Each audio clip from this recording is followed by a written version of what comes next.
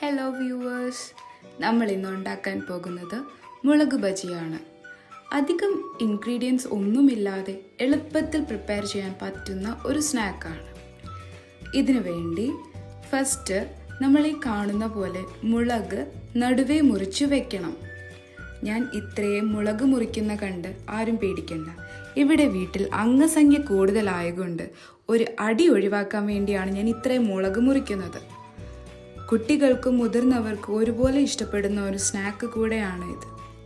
ഇനി ഈ മുറിച്ച് വച്ചേക്കുന്ന മുളക് ക്ലീൻ ചെയ്യാനായിട്ട് നമ്മൾ മഞ്ഞപ്പൊടി ഇട്ട വെള്ളത്തിൽ ഒരു 3 to 5 minutes ഇട്ട് വയ്ക്കണം. മഞ്ഞപ്പൊടി ഒരു നല്ല ഡീടോക്സിഫിക്കേഷൻ ഏജൻ്റ് ആണല്ലോ. കുട്ടികൾക്കൊക്കെ കൊടുക്കാൻ എപ്പോഴും സേഫ്റ്റി എൻഷുർ ചെയ്യുന്നത് ആവശ്യമാണ്. ഒരു 1 to 2 ടീസ്പൂൺ മഞ്ഞൾപ്പൊടി ഞാൻ ഇട്ടിട്ടുണ്ട്. ഇനി ഓപ്ഷണൽ ആയിട്ടുള്ള ഒരു സ്റ്റെപ്പാണ്. കുട്ടികൾക്കൊക്കെ കൊടുക്കുമ്പോൾ ഈ മുളകിൻ്റെ അരി കളയുകയാണെങ്കിൽ എരിവ് കുറയ്ക്കാൻ പറ്റും.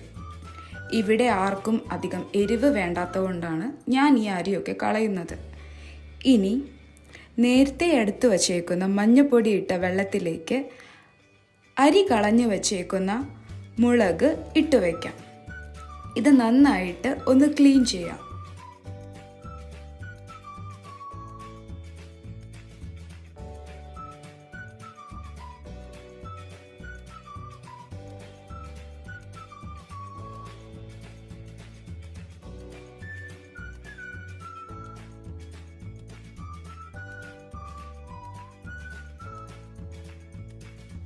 ഇനി നമുക്ക് ബാറ്റർ പ്രിപ്പയർ ചെയ്യാം. അതിനുവേണ്ടി 2 കപ്പ് കടലമാവ്, 1 ടീസ്പൂൺ മഞ്ഞൾപ്പൊടി, 2 ടേബിൾ സ്പൂൺ അരിപ്പൊടി, 2 ടീസ്പൂൺ മുളക് പൊടി,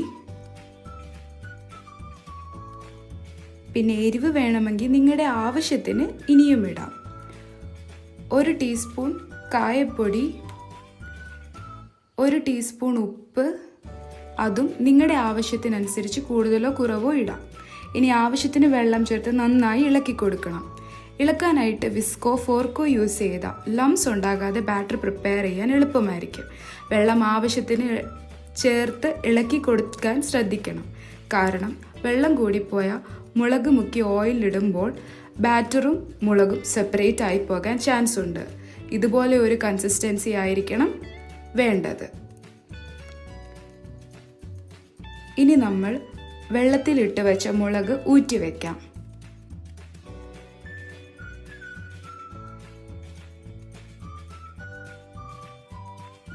ഇനി സ്റ്റൗ കത്തിച്ച് ബജി ഉണ്ടാക്കാനായിട്ടുള്ള പാൻ ചൂടാക്കാൻ വയ്ക്കാം.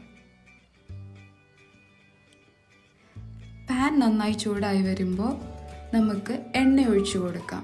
സൺഫ്ലവർ ഓയിലോ കോക്കനട്ട് ഓയിലോ നിങ്ങളുടെ പ്രിഫറൻസ് അനുസരിച്ച് നിങ്ങൾക്ക് യൂസ് ചെയ്യാവുന്നതാണ്. ഇനി എണ്ണ ചൂടായോ നോക്കാനായിട്ട് ഞാൻ ഇച്ചിരി ബാറ്റർ എണ്ണയിലേക്ക് ഒഴിച്ച് നോക്കുന്നുണ്ട്. ശേഷം ക്ലീൻ ചെയ്ത് വച്ചേക്കുന്ന മുളക് ഓരോന്നായിട്ട് എടുത്ത് ബാറ്ററിൽ മുക്കി എണ്ണയിലേക്ക് ഇടാം. ഇനി ഒരു സൈഡ് ഒന്ന് ചരിച്ചു നോക്കുമ്പം ഒരു ഗോൾഡൻ ബ്രൗൺ കളർ ആയോ എന്ന് നമുക്ക് നോക്കാം. ആയിട്ടില്ലെങ്കിൽ നമുക്കത് വീണ്ടും അതുപോലെ ഇട്ട് നന്നായി ആക്കിയെടുക്കാം. ഇനി 2 സൈഡും കുക്കായതിനു ശേഷം നമുക്ക് മുളക് ബജി എണ്ണയില്ലാതെ കോരി മാറ്റി വയ്ക്കാം.